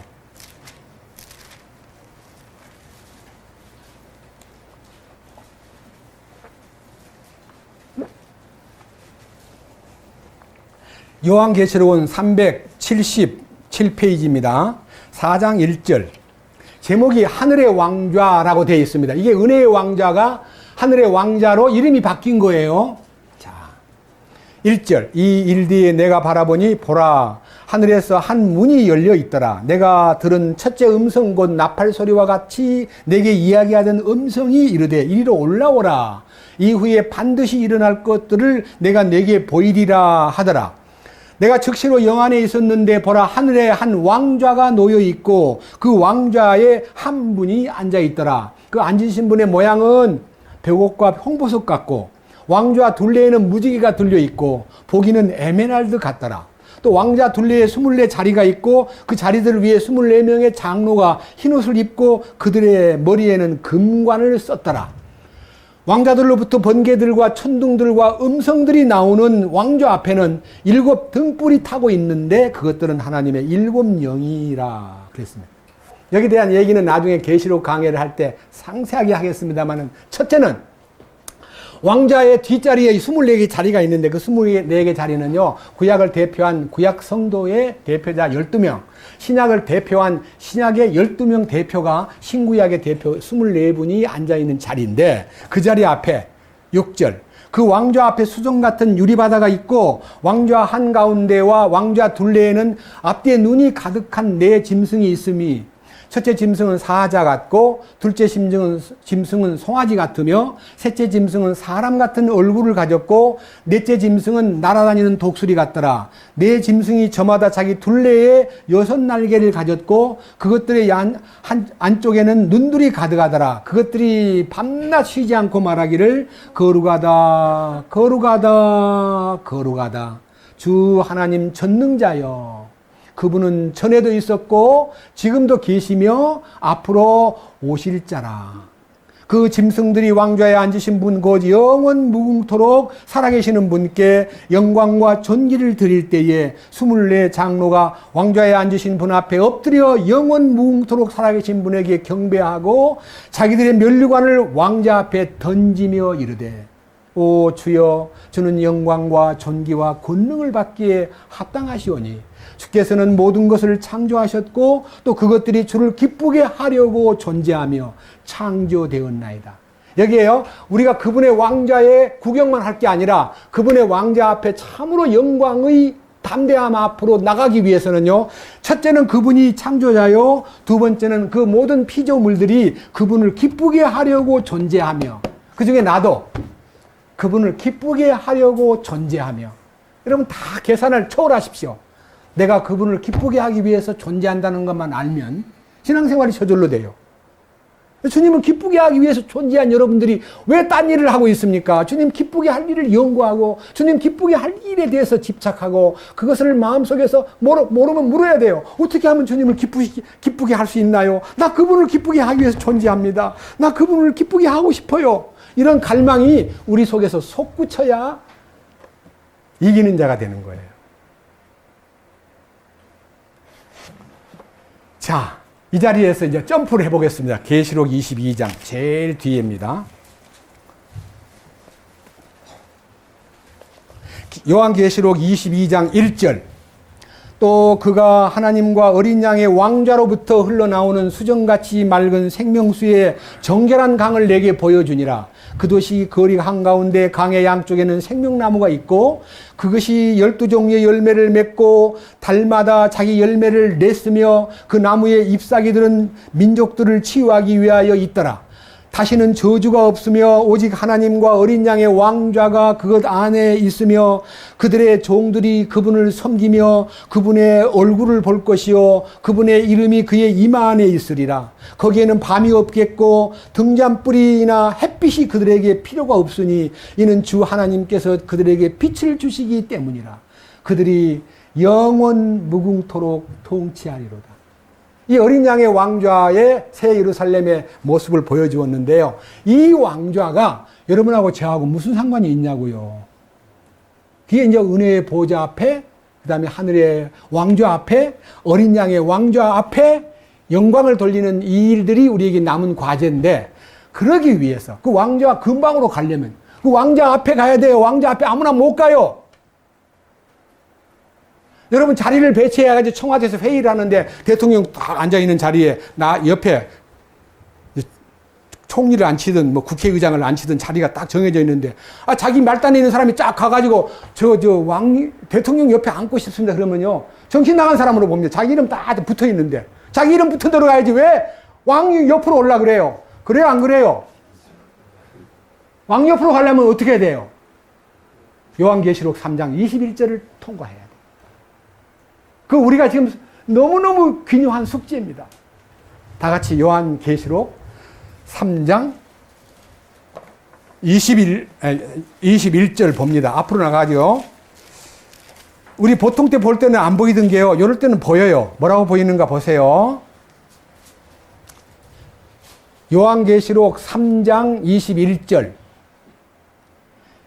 이기는 자에게는 나 역시 이긴 뒤에 내 아버지와 함께 그분의 왕좌에 앉게 된 것 같이 어떻게 해요? 나와 함께 내 왕좌에 앉는 것을 내가 허락하리라. 그분의 왕좌에 앉을 수 있는 자격을 누구한테 준다 그랬어요? 이기는 자. 성경을 여러 번 보셔도 여러분 아셔야 됩니다. 요한계시록에 2장부터 3장까지 이기는 자가 7번 나오는데 7번. 이기는 자들이 아닙니다. 이기는 자는 단수입니다. 단수. 그분은 예수님입니다. 예수님 안에 들어가야 이기는 거지 예수님 바깥에서는 이길 길이 없습니다. 그분을 통해서 이김이 나타나고 그분을 통해서 이김이 공급되는 거예요. 이기는 자가 되려면 그분 안으로 들어가야 됩니다. 이 축복이 우리의 삶 속에 실제가 되고 여러분과 제가 진심으로 주여 나도 그 이기는 자의 대열에 들어가서 주님 기쁘시게 하는 사람으로 살고 싶습니다 하는 이런 갈망이 은혜의 왕좌 앞에 담대히 나가는 사람의 용기요 결단이요 신앙인 것입니다. 주님을 찬양합니다. 주님 감사합니다. 오늘 또 우리는 주님의 말씀을 통해서 은혜의 왕좌 앞에 담대히 나아갈 수 있는 길은 지성소를 통과해야 된다는 것을 보았습니다. 우리 같은 비천한 죄인이 어떻게 지성소의 대제사장이 1년에 한 차례만 들어가는 그 자리에 어떻게 나갈 수 있겠습니까? 주님에게 속한 자요 주님의 몸에 붙은 자로서 주님이 죽으심에 함께 연합되고 주님의 부활에 함께 연합되고 주님의 승천에 함께 연합된 사람들에게 과제가 왕권에 동참하고 주님이 통치하는 통치의 영역의 하나의 통치자가 되기 위해서는 이 땅에서 철저하게 성령님의 통치 속에서 순종하고 충성하고 거기에서 정하신 길을 따라 산 자들에게 나타내실 약속, 내가 이기고 하나님의 왕좌에 함께 앉은 것 같이 이기는 자에게는 나도 그를 나의 자리에 함께 앉게 하마 하신 약속을 우리가 받고 충성되고 신실하게 살아갈 수 있도록 이끌어 주시옵소서. 우리 주 예수 그리스도의 이름으로 기도드렸습니다. 아멘. 찬송가 246장입니다. 긍휼과 사랑과 은혜의 주님. 예, 찬송가 이 긍휼과 사랑에 대한 얘기를 함께 마음속에 새기면서 찬송하겠습니다. 246장.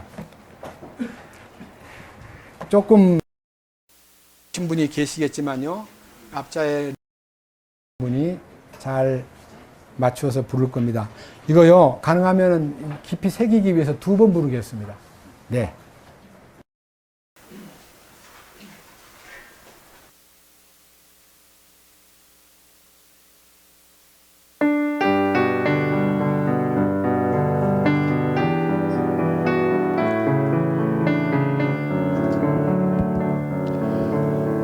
긍휼과 사랑과 은혜의 주 소리 높여 찬양을 주께 바칩니다.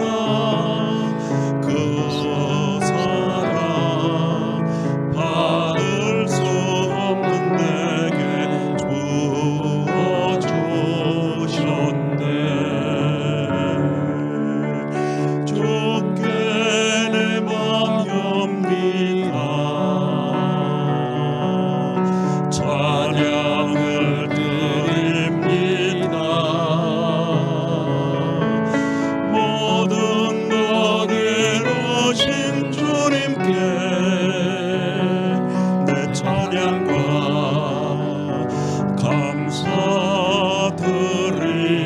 감사드립니다.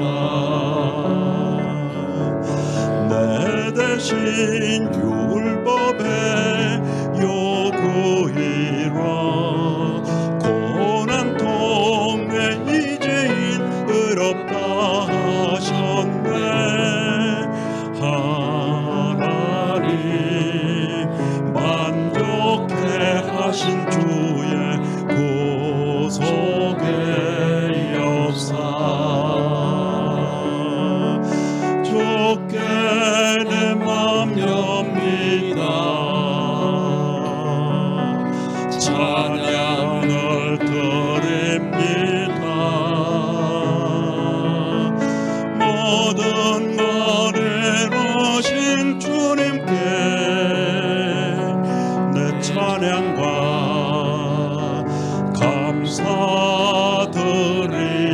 감사드립니다. 3절 주께서 보이신 복된 소식 주의 사랑 내 안에 으신 큰 은혜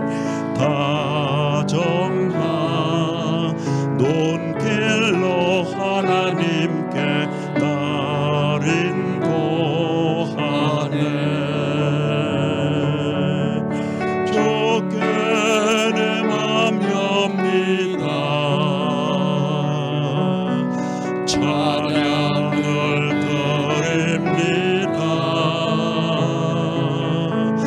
모든 것 이루신 주님께 내 찬양과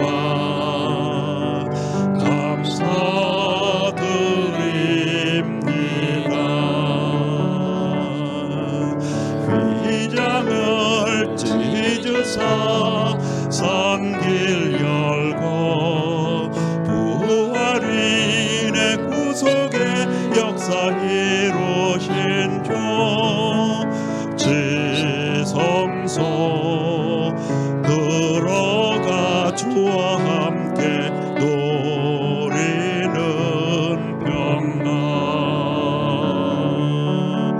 주께 내 맘 엽니다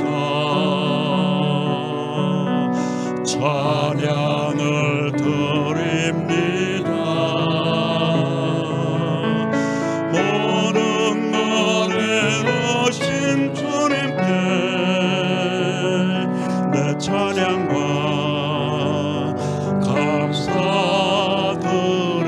감사드립니다.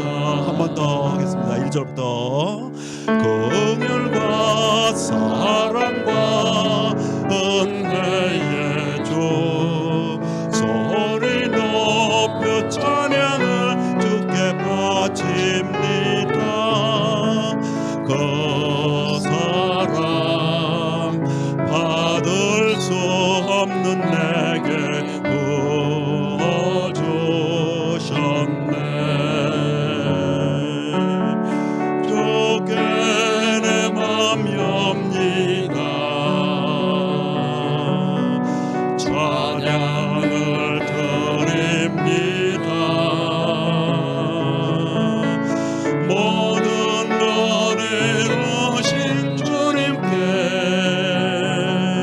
내 찬양과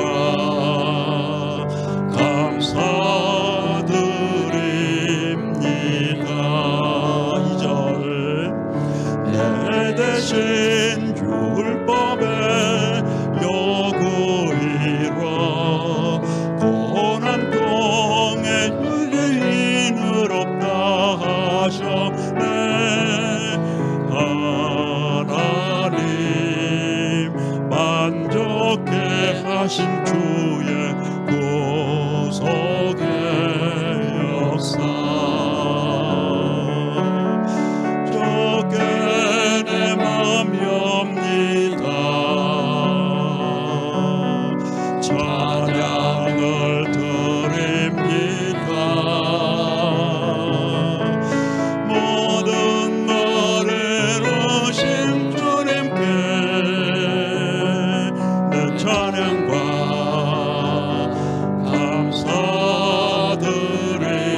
감사드립니다. 3절 주께서 보이신 복된 소식 주의 사